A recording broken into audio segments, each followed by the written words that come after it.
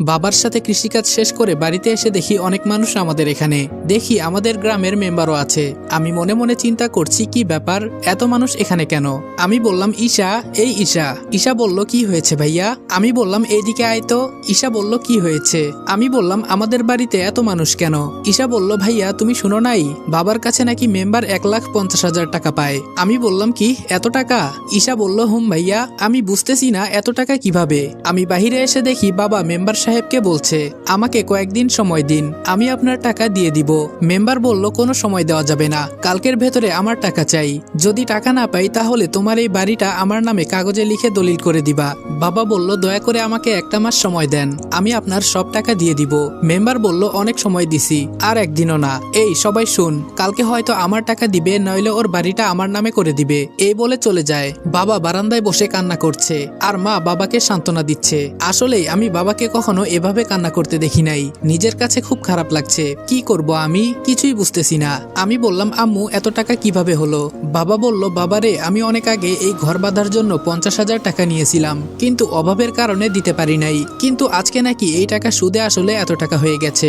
আমি এই কথা শুনে রুমে এসে বসে বসে ভাবতেছি এত টাকা তো আমি কোনোদিনই জোগাড় করতে পারবো না। কি করতে পারি? হাতের ফোনটা বিক্রি করলে হয়তো 10,000 টাকা হতে পারে, কিন্তু বাকি টাকা না। আর কিছু চিন্তা করতে পারছি না। রাতে মা ডেকে গেল খাবার খেতে, কিন্তু খেলাম না।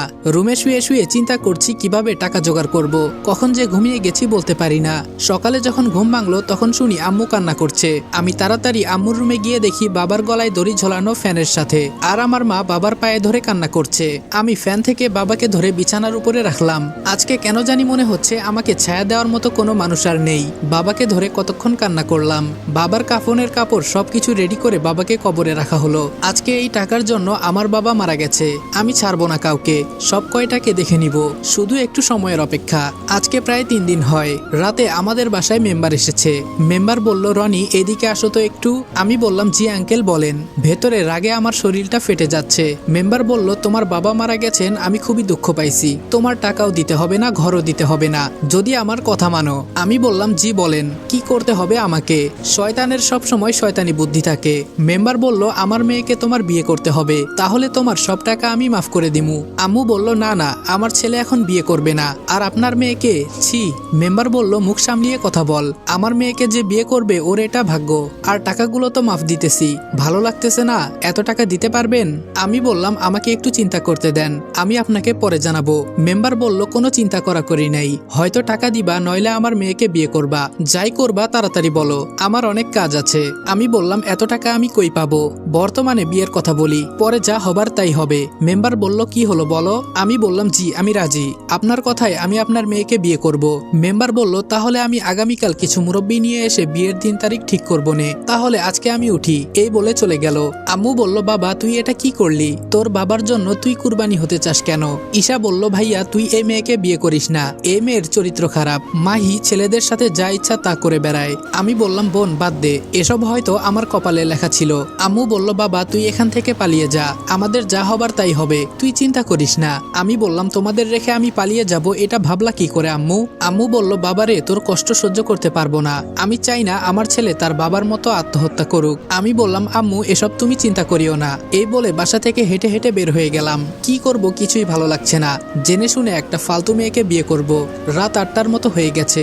বাঁশবাগান দিয়ে হেঁটে হেঁটে বাড়িতে আসছি। হঠাৎ একটা মেয়ের কণ্ঠে আওয়াজ শুনলাম।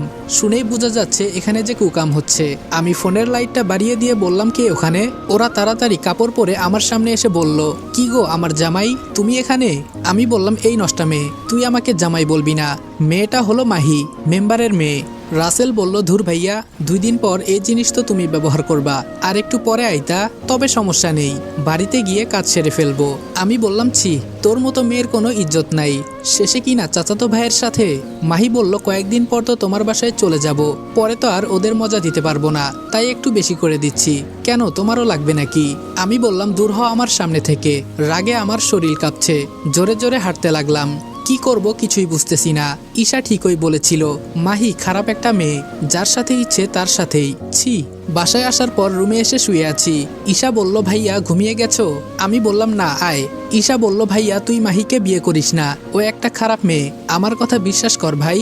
আমি বললাম আমিও আজকে ওই সামনের বাঁশবাগানে ওর চাচাতো ভাইয়ের সাথে পাইছি, তুই সত্যি বলেছিলি। কি করব বল, এত টাকা তো আমি দিতে পারবো না। ঈশা বলল ভাইয়া তুই কিছু একটা কর। আমি বললাম কান্না করিস না, আমি দেখতেছি কি করা যায়। ঈশা বলল ভাইয়া আমি কি কলেজে ভর্তি হব না? আমি বললাম হবি তো, তুই চিন্তা করিস না, আর কয়েকটা দিন যাক, পরে আমি দেখতেছি। আম্মু বলল কি রে তোরা খেতে আয়। ঈশা বলল চল ভাইয়া মা ডাকছে। আমি বললাম আমি খাবো না রে, মনটা আজকে বেশি ভালো না। ঈশা বলল চল বলছি, আমি তোরে খাইয়ে দিব। আমি বললাম না রে বোন, খাবো না। ঈশা বলল না গেলে মায়ের খাবি, চল বলছি। ঈশা আমাকে ধরে নিয়ে খাইয়ে দিতে লাগলো। আসলেই একটা বোন থাকা মানে ভালোবাসার কোনো শেষ নেই। আম্মু হেসে বলল দেখো ভাই বোনের কি ভালোবাসা। ঈশা বলল আম্মু আসো আজকে তোমাকেও খাইয়ে দেই। আম্মু বলল না মা তোরা খা। খাওয়া দাওয়া শেষ করে রুমে গিয়ে ঘুমিয়ে পড়লাম। সকালে মেম্বার কিছু মুরব্বি আর মিষ্টি নিয়ে এলো। মাহি আর আমার বিয়ের দিন তারিখ ঠিক করে মুরব্বিরা চলে গেল। মেম্বার শুধু একা বসে আছে, আর আমি দেখতে পাচ্ছি ঈশা কান্না করছে। কি করব, আমার তো আর কেউ নেই যে আমাকে টাকা দিয়ে সাহায্য করবে, কেউ যে নেই আমার পাশে। মেম্বার বলল রনি তোমাকে একটা কথা বলাই হলো না। আমি বললাম জি আঙ্কেল বলেন। মেম্বার বলল আঙ্কেল না বাবা বলে ডাকবা। আমি বললাম জি কি বলবেন বলেন। মেম্বার বলল বিয়ের পর তোমাকে ঘর জামাই থাকতে হবে, এইটা আমার মেয়ে বলেছে, ও নাকি আমাকে ছাড়া থাকতে পারবে না।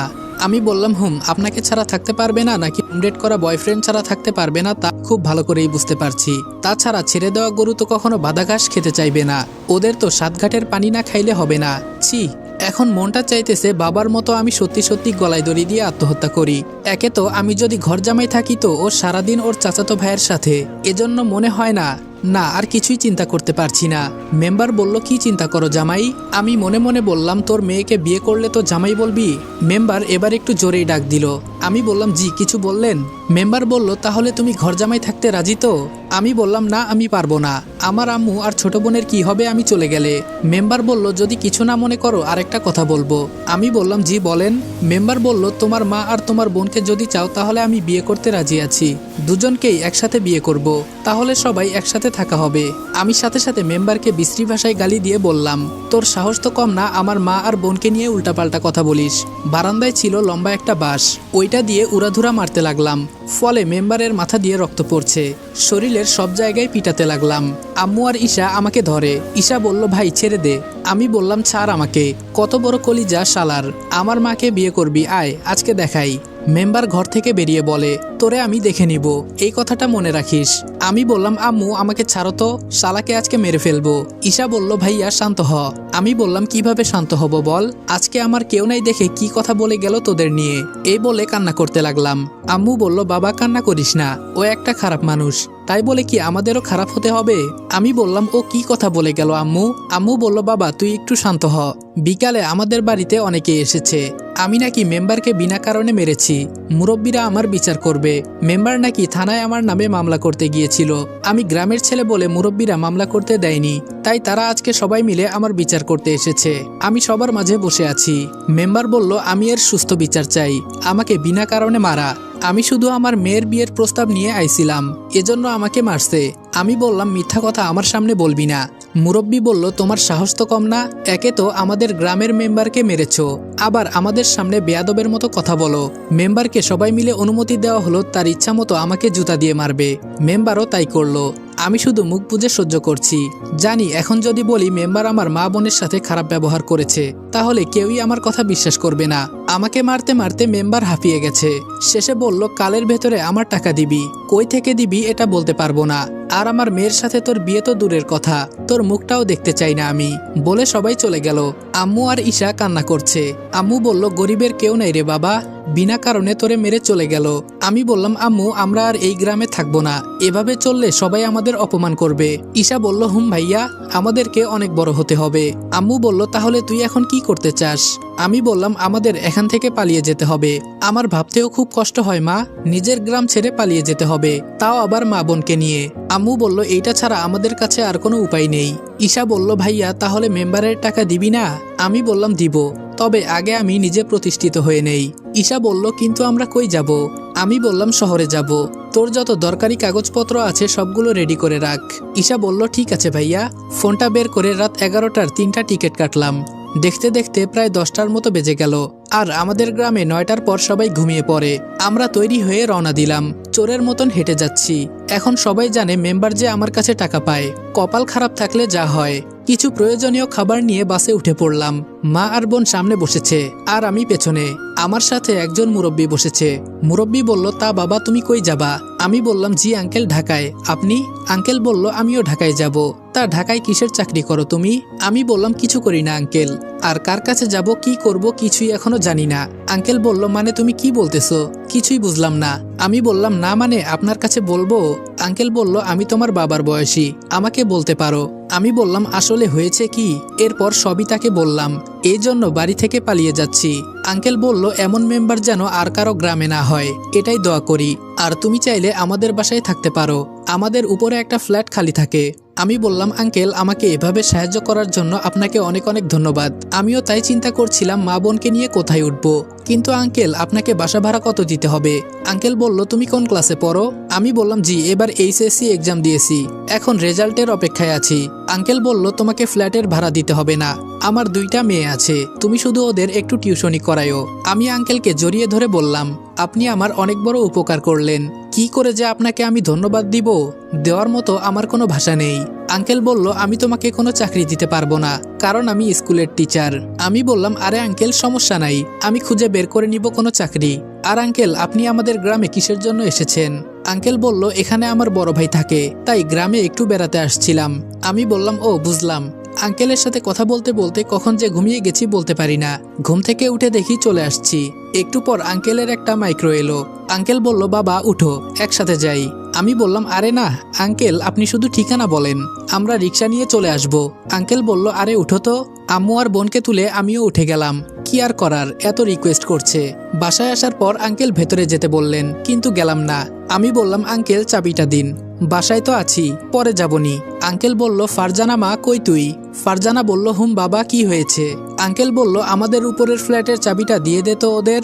ফারজানা বলল, আচ্ছা বাবা। কিছুক্ষণ পরে চাবিটা দিল আমার হাতে। আঙ্কেল বললেন, বোন সকালে তোমাদের সবার দাওয়াত আমাদের এখানে।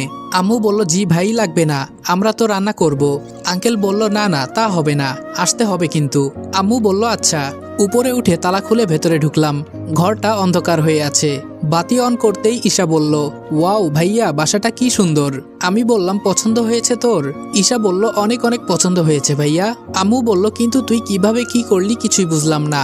আমি বললাম, উনি আর আমি একসাথে বাসে বসে আসছি, আর আঙ্কেলের কাছে সব বলেছি।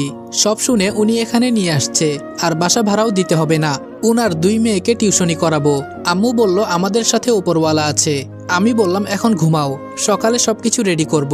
বিছানায় গিয়ে ঘুমিয়ে গেলাম। ফোনে সকাল 7টার অ্যালার্ম দিয়ে দিলাম, যদি হঠাৎ ঘুম থেকে না উঠতে পারি। সকালে ফোনের শব্দে ঘুম ভেঙে গেল। বাসা থেকে যখন বের হব তখন দেখি আঙ্কেল দাঁড়িয়ে আছে। আঙ্কেল বলল, কই যাও বাবা এত সকাল সকাল? আমি বললাম, জি আঙ্কেল একটু বাজার করতে যাব। আঙ্কেল বলল, আমিও যাব, আসো তাহলে একসাথেই যাই। আঙ্কেল আর আমি বাজারের উদ্দেশ্যে রওনা দিলাম। আসলে আমার কাছে জমানো 30,000-এর মতো টাকা ছিল, এগুলো জমা করে রাখছিলাম। তবে বাহিরে আমার কোনো চাকরি করতে হবে, না হলে টাকার সমস্যা হয়ে যাবে। বাজার শেষ করে আবার বাসার উদ্দেশ্যে হাঁটতেছি। আঙ্কেল বললেন, রনি তোমাকে একটা কথা বলতে চাই, জানি তোমার পড়াশোনা অনুযায়ী এই কথাটা বলা ঠিক না। আমি বললাম, জি আঙ্কেল বলেন। আঙ্কেল বললেন, আমার পরিচিত একজনের দোকানে একটা লোক লাগবে, সকালে আমাকে ফোন করে বলেছে আমি তোমাকে দিতে চাই। আমি মনে করি আপাতত তোমার এই চাকরিটা করা উচিত। আমি বললাম, অবশ্যই করব আঙ্কেল। বেতনের কথা হয়েছে? আঙ্কেল বলল, হুম 10,000 টাকা দিবে। আমি বললাম, চলবে আঙ্কেল। আঙ্কেল বলল, তাহলে আমি কি ফোন করে বলবো? আমি বললাম, জি বলেন, কালকে থেকে আমি আসব। আর আপনি এত তাড়াতাড়ি আমাকে আপন করে নিলেন, আপনার এই ঋণ আমি কোনোদিন শোধ করতে পারবো না। আঙ্কেল বলল, আরে বাবা এমন করে বলো না, তুমি তো আমার ছেলের মতোই। আমি বললাম, আঙ্কেল আজকে রাত থেকে আপনার মেয়েদের আমি পড়াবো। আঙ্কেল বললেন, আচ্ছা।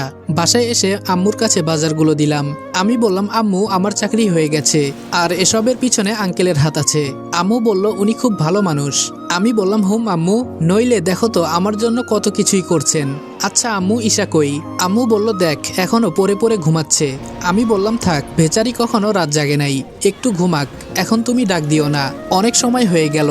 আমি বসে বসে ফোন টিপছি, হঠাৎ শুনি দরজায় কলিং বেল বাজতেছে। আমি বললাম, ঈশা দেখ তো কে এসেছে। ঈশা বলল, যাইতেছি। ঈশা দরজা খুলতেই দেখলো একটা মেয়ে দাঁড়িয়ে আছে। ঈশা বলল, কে আপু? আপনাকে তো চিনতে পারলাম না। মেয়েটা বলল, জি আমার নাম মিতু, আমি বাড়িওয়ালার বড় মেয়ে।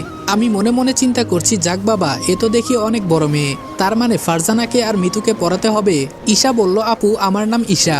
মিতু বলল, কি আপু আপু বলছো, তুমি তো আমার বড়। ঈশা বলল, না আপনি আমার থেকে বড়। মিতু বলল, তুমি কোন ক্লাসে পড়ো? ঈশা বলল, কলেজে ভর্তি হব।